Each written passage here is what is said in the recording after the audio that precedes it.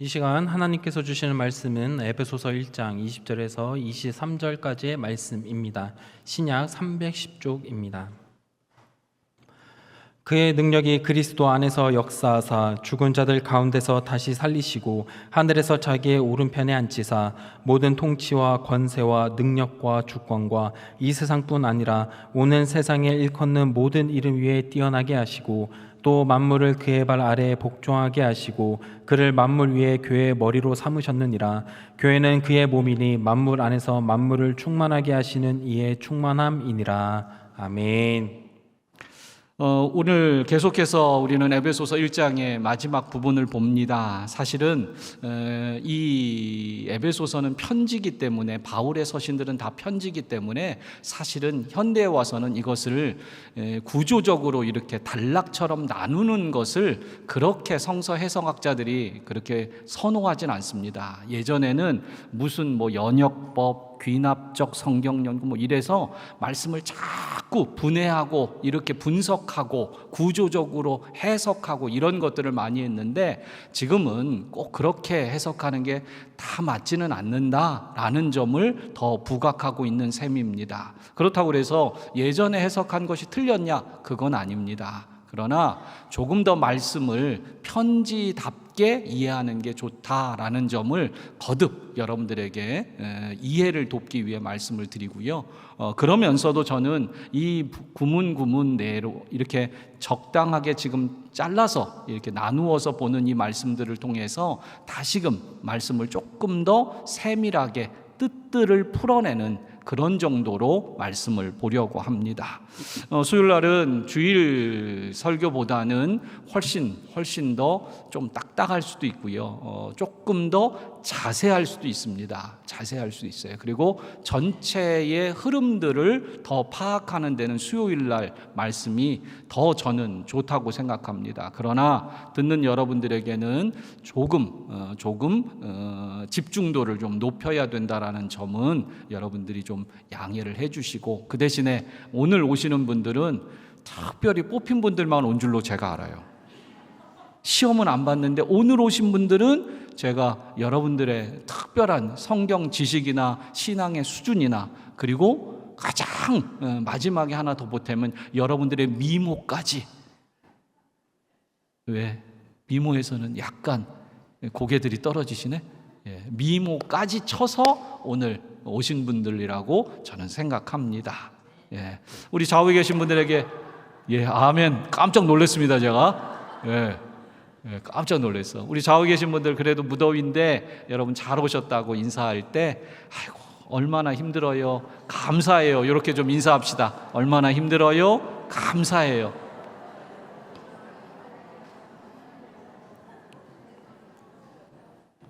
지금까지 에베소서 1장을 조금 더 개략적으로 정리를 한번 해봅니다. 하나님께서 우리에게 주신 신령한 복이 있습니다. 그것은 창세 전에 우리를 하나님의 자녀로 택해 주신 것과 예수 그리스도를 보내셔서 우리를 속량, 구속하셨습니다. 값을 주고 사셨습니다. 그럴 뿐만 아니라 그 값을 주고 산 것을 분명히 하기 위하여 성령으로 우리에게 인치셔서 도장을 찍어주셨고, 뿐만 아니라 보증이 되어주셔서 성령이 있는 것을, 성령을 받은 우리는 보증서를 갖고 있는 거예요. 그래서 장차 하나님 나라의 기업으로 완성될 그날까지 우리는 분명히 담대하게 살아갈 수 있습니다.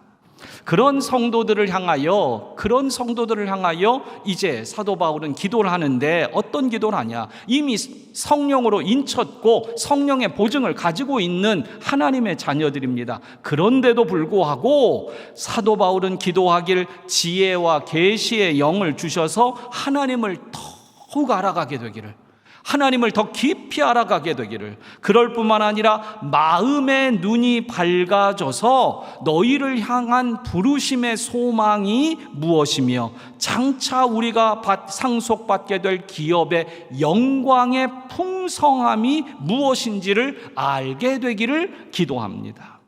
그리고 마지막으로는 하나님께서 그 힘의 강력으로 역사하심을 따라 믿는 우리에게 주신 능력의 지극히 크심을 알게 되기를 기도했습니다.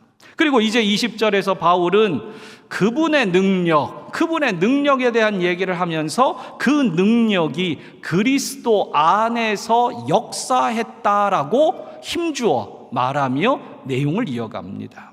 여기 20절을 시작하면서 그 능력이 그리스도 안에서 역사했다라는, 역사하사라는 이 표현은요, 다시금 사도 바울이 우리에게, 성도들에게 주목했던 것을 다시 그리스도에게로 초점을 맞추고 돌려놓는 겁니다. 왜냐? 에베소 교인들이 분명히 알아야 되는 건 내가 거듭났다, 내가 성령 받았다, 이것이 주목될 게 아니라, 그거 알아야 되지만 정말 주목해야 되는 건, 우리 신앙생활의 목적은 내가 얼마나 은혜 받았냐, 내가 얼마나 성령으로 충만하냐, 내가 얼마나 잘 살고 있느냐, 사실은 그게 아니라 예수 그리스도, 그분이 어떤 분이냐, 그분이 얼마나 위대한 분이냐, 그분을 통해서 어떤 일이 벌어지고 있느냐, 그분을 통해서 우리에게 어떤 은혜가 나타나느냐, 이걸 주목해야 됩니다. 그래서 여러분, 오늘도 우리 신앙생활에 가장 궁극적인 초점, 목표점이 있다면 내가 아니고, 내가 아니라 예수 그리스도입니다. 예수 그리스도. 여러분, 오늘도 우리에게 그러므로 이 복음의 핵심이 되는 예수 그리스도를 알아가는 것, 그분이 어떤 분이고 그분이 어떤 일을 행하셨고 그분이 앞으로 지금 우리에게 어떠한 존재로 계시는가, 이걸 알아야 된다는 겁니다. 그런데 사도 바울은 오늘 20절을 시작하면서 그의 능력이 그리스도 안에서 역사하사라고 이제 시작을 하는 거예요. 그러면서 20절과 21절에 이어서 이렇게 계속 말합니다. 그의 능력이 그리스도 안에서 역사하사 죽은 자들 가운데서 다시 살리시고 하늘에서 자기의 오른편에 앉히사 모든 통치와 권세와 능력과 주권과 이 세상뿐 아니라 오는 세상에 일컫는 모든 이름 위에 뛰어나게 하시고 라고 말씀을 이어갑니다. 사실 오늘 문장은 그의 능력이 그리스도 안에서 역사하사라는 것이 대전제입니다. 그의 능력이. 여기서 그의 능력이라고 할 때 역사하사, 그의 능력이 그리스도 안에서 역사했다라는 것, 이것이 중요합니다.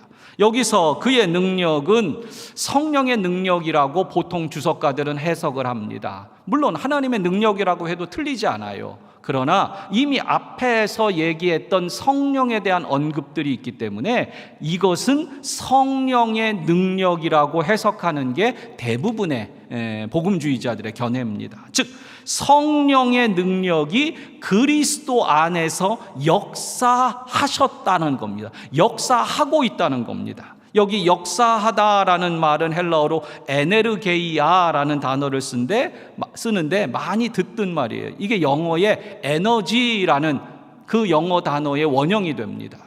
헬라어에서 라틴어를 거치고 라틴어에서 이제 주로 영어로 번역이 됐는데, 이 에너지라고 할 때는요, 이 에너지라는 단어는 활동하는 힘을 말합니다.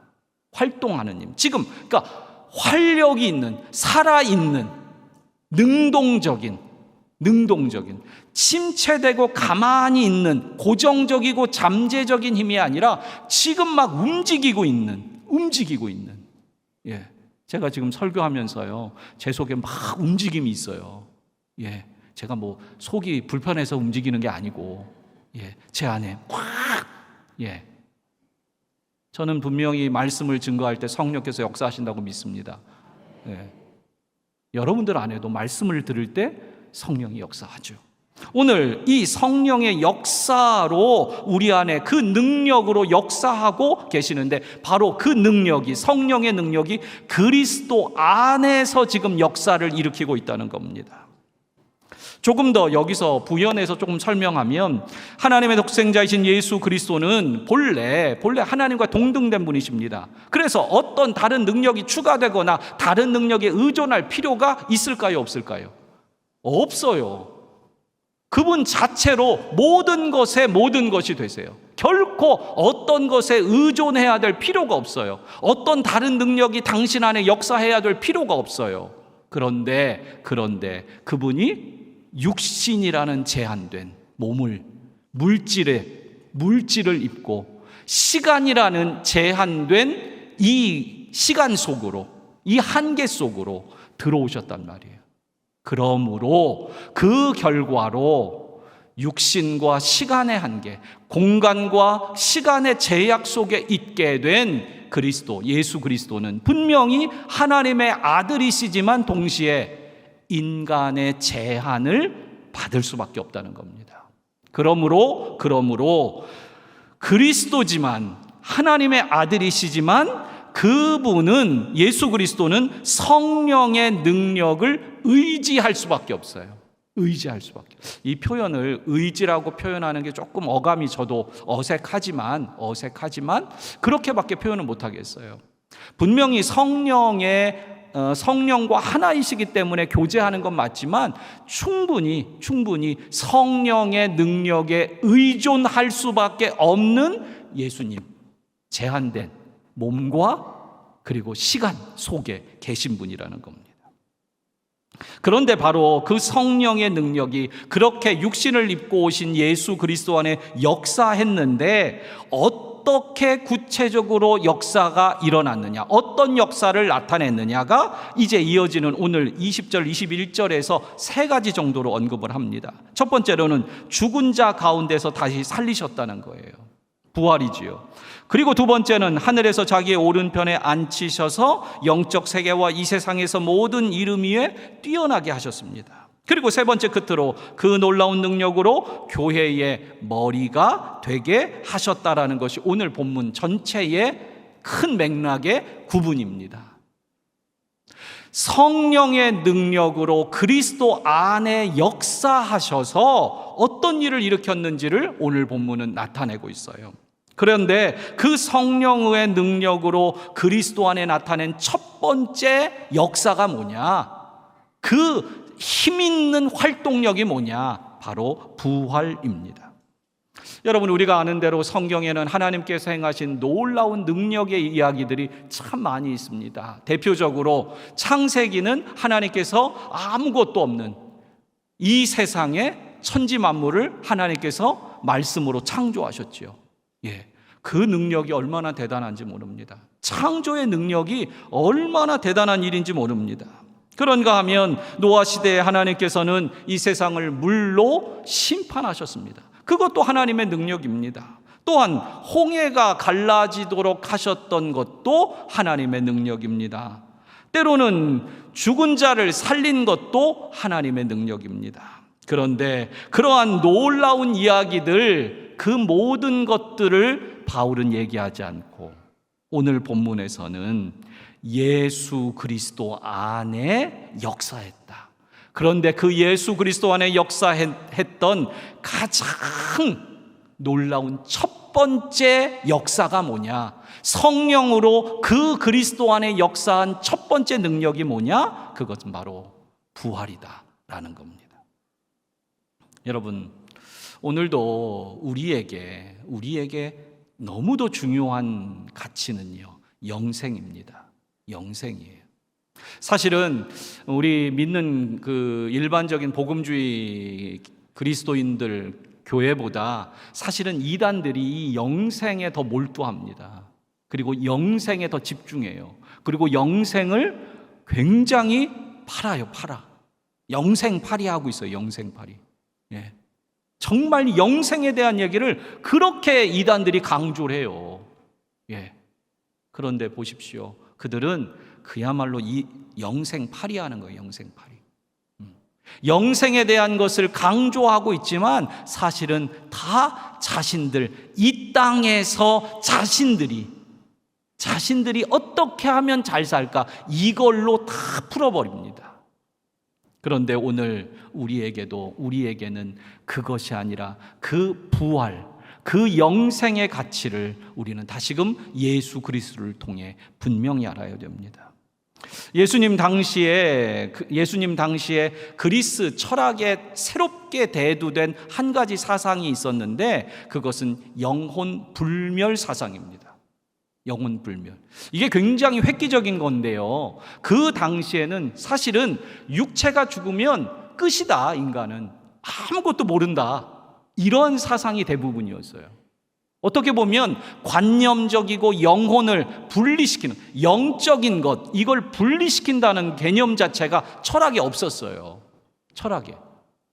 지금 우리가 현대에서 얘기하는 지정의라고 해서 몸이 있고, 그리고 관념적인 정신세계가 있고 영혼이 있고, 이렇게 보통 세 가지로 인간을 나누는데, 그게 정립된 게 근대에 와서 정립이 돼요.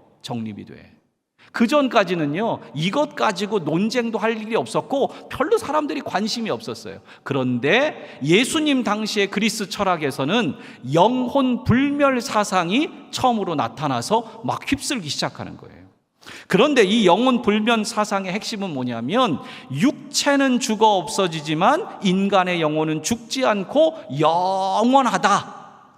사실은 영원히 산다라는 개념이 아니라 영원하다라는 그러한 개념이었어요.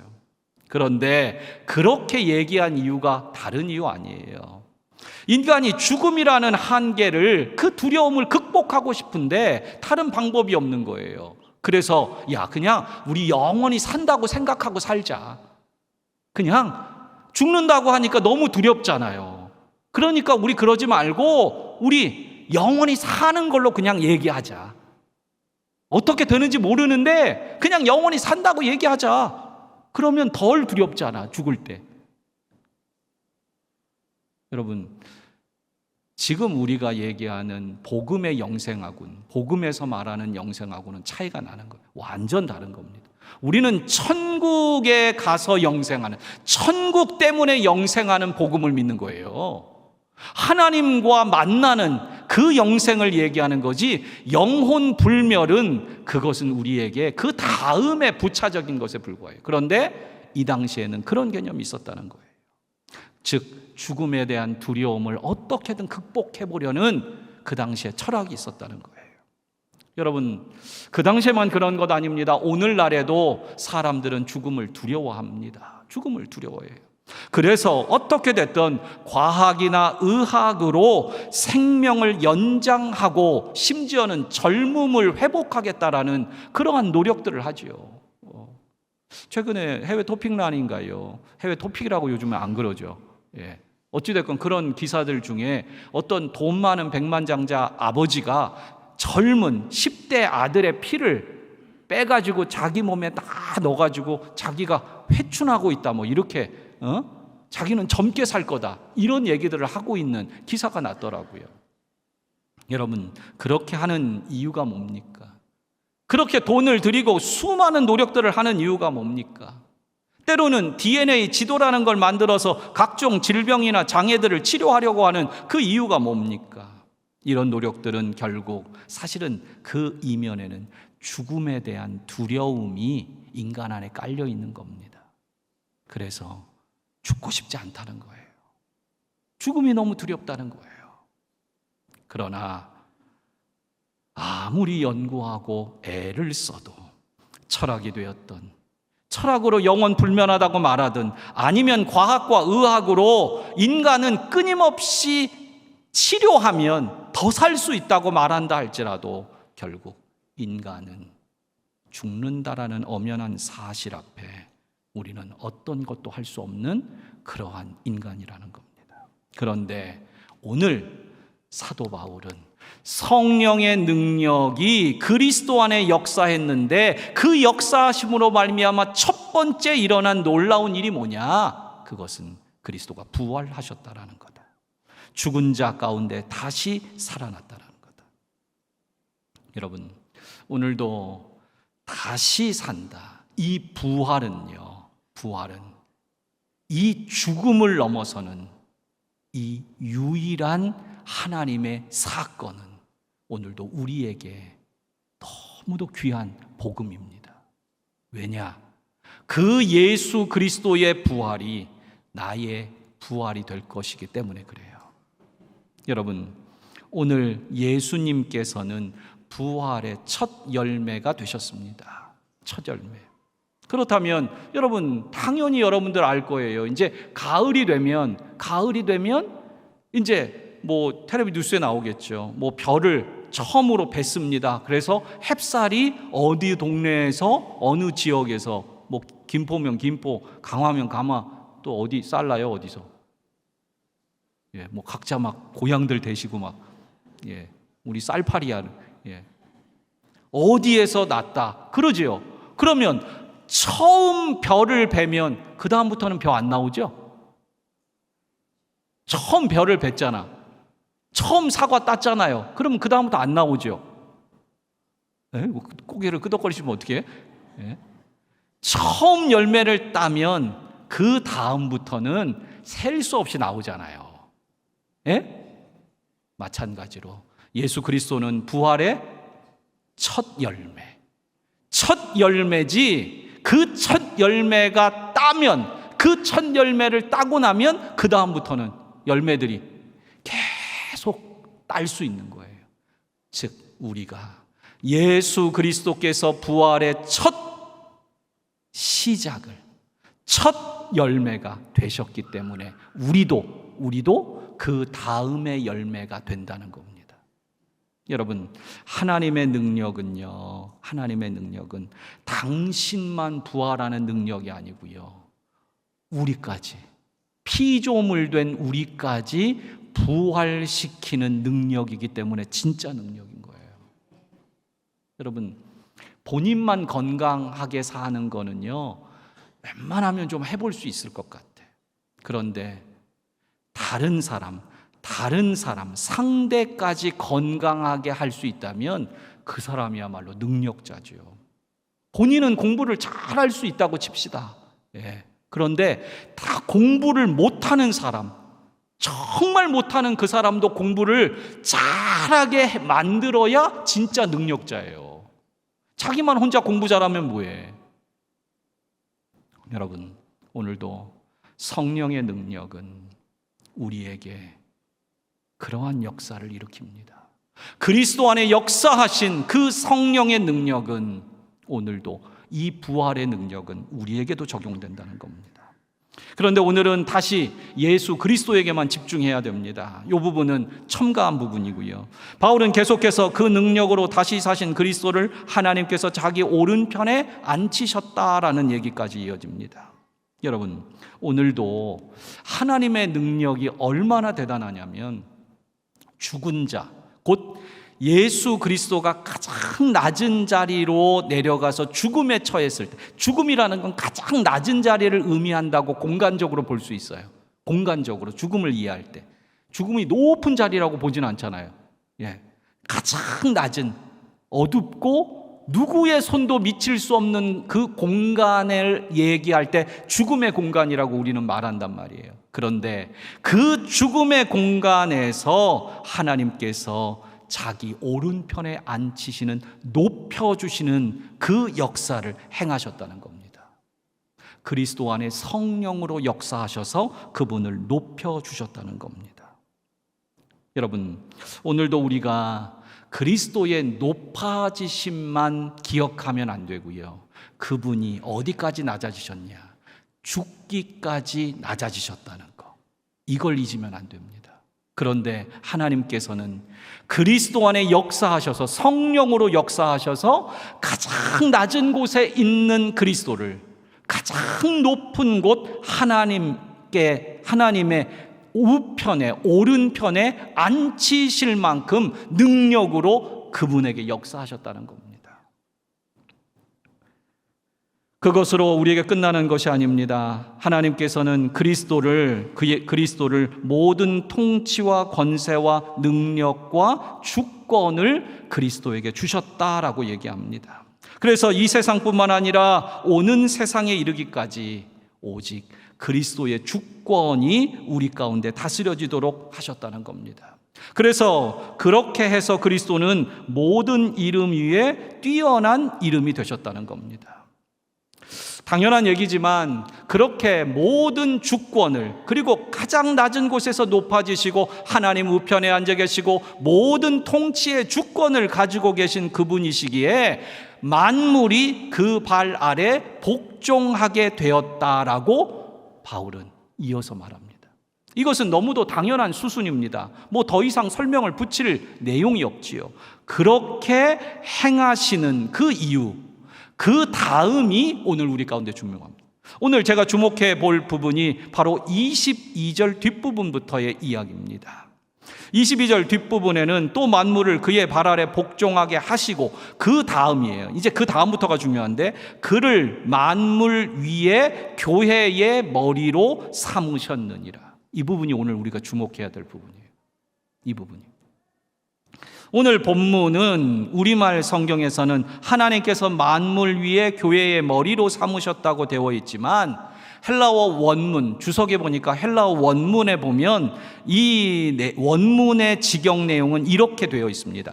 하나님께서 그리스도를 만물 위의 머리로 삼으셔서 교회에게 주셨습니다 라고 원래는 번역이 된다는 거예요. 여러분들은 그냥 한글 성경만 보고 이해하시면 좋겠다, 그렇게 하실 거예요. 저도 그랬으면 좋겠어요. 그런데 설교자는 그렇게 할 수가 없습니다. 왜냐? 이 말씀이 제대로 가르쳐 줘야죠. 그리고 이 말씀을 제대로 이해해야죠. 그래야 우리가 하나님 말씀, 하나님의 뜻을 온전히 아는 거지요. 그렇다고 오해 마십시오. 공부 잘하고 암기 잘해야 천국 간다? 이런 거 아닙니다. 신천지처럼 시험 봐가지고 14만 4천에 들어간다? 이런 거 없습니다. 시험 봤으면 저는 떨어져. 네, 저는 떨어져. 그런데 오늘 본문